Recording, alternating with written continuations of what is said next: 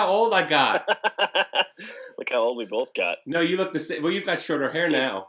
You had Get some long grays floppy. in there. Can't really see them. Good lighting, I guess. Gray. You want to talk about gray? Yeah. Oh yeah. If I let that grow in, that's exactly what would happen.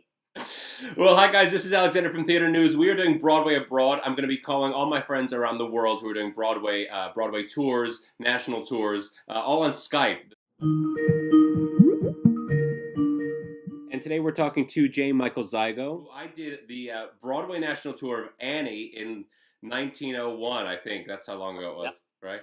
That's what it feels like. So Zygo's done everything on Broadway. He's been doing tours all over the United States and Canada. He was in The Wedding Singer. He was in Annie, obviously, with me.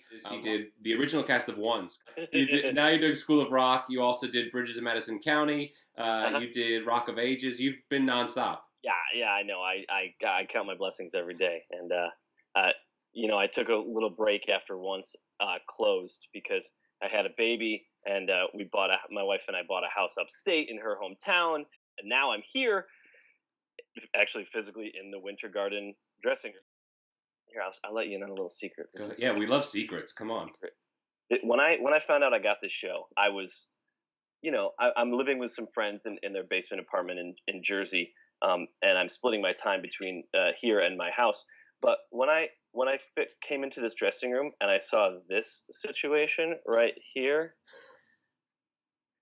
We've got fridges and a TV and a couch and the game systems. And as soon as I saw that when I walked in, I'm like, I'm home. Everything's gonna be okay.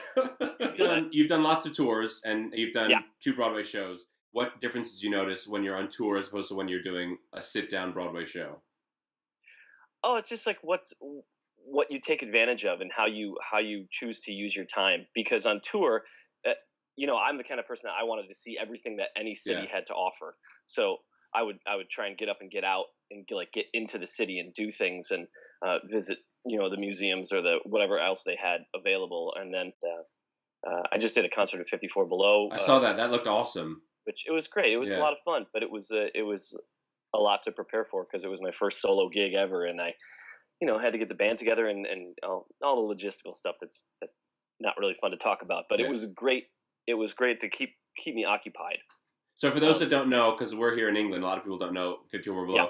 54 Below is now a cabaret at the basement of the old Studio 54, which was like the coolest place to be in the 70s. And now they made it cool again by turning it into a Broadway cabaret. So it's awesome. Huge big name stars. You get people who've never performed on Broadway that can rent out the venue. But yeah, I mean, especially with School of Rock, there's almost all the guys in here play instruments, and we don't have to play instruments on stage. Well, we fake it on stage, but they're not plugged in.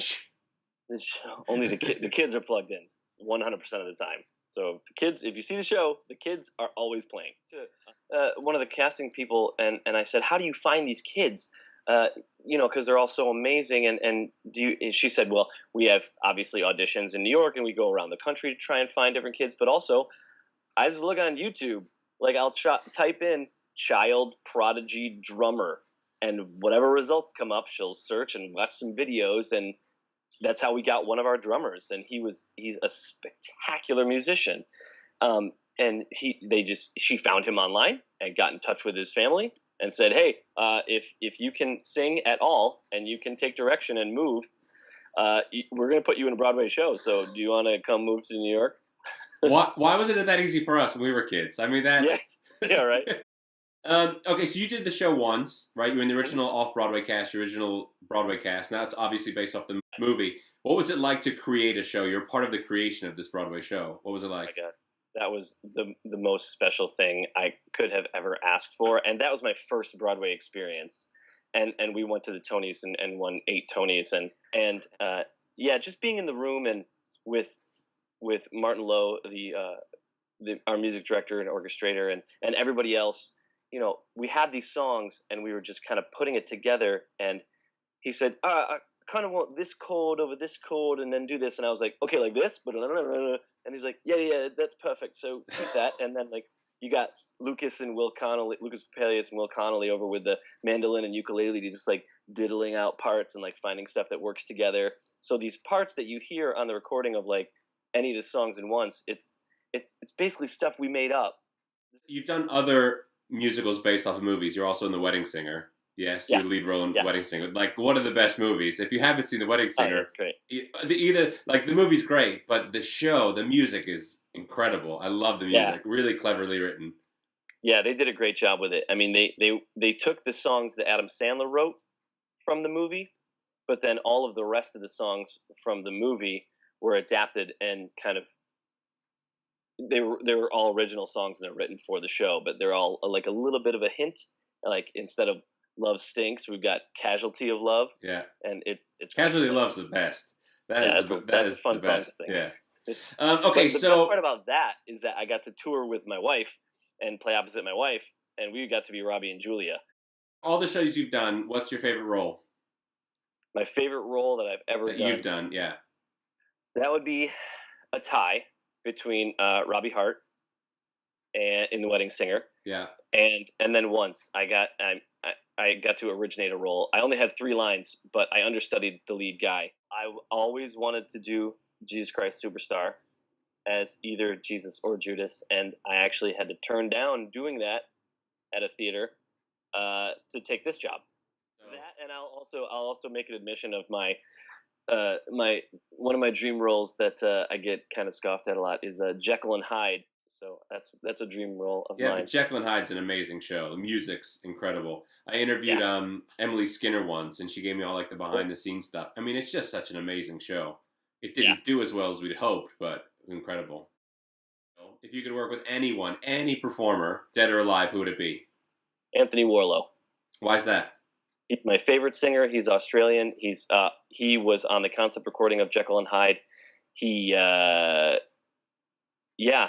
always been my favorite singer, and I've always wanted to work with him and sing something with him. So, there are so few male lead shows. I think you've got like Into the Woods, and that's about it. Never did. Anyways, J. Michael Zygo, thank you so much for doing this, doing Broadway and Broadway Theater News. He is in the incredible show at Winter Garden Theater, School of Rock on Broadway. It's also here in the West End, so if you get a chance, go and check it out, because the kids are amazing. The adults are great too, but the kids are really spectacular. Ridiculous, yeah. Mm-hmm. And then hopefully I'm going to get you out here soon, yeah? Yeah, I hope so, man. Bring the whole family? That would be great. My flat in London's really small, so I don't think I can accommodate all 3 of you. Sorry. So if we defect, we can't stay with you? Just the baby. Okay. Just the baby, that's it. You guys can find somewhere else to stay. We'll just drop her off and we'll take off. All right, cool. Great. It was great to see you after all these years. Congratulations on all your success. And I hope we get to see each other soon, because this is ridiculous. Absolutely. After, 10 years? I'm 25 now, so that tells you. Yeah. Me too. I just look terrible for my age. All right, buddy. It was great to see you. Good luck with everything, and we'll see you soon. Thanks a lot, man. Thanks so much, buddy. To you. All right, bye-bye. Sinking boat and pointed home, we've still got time. Raise your hopeful voice.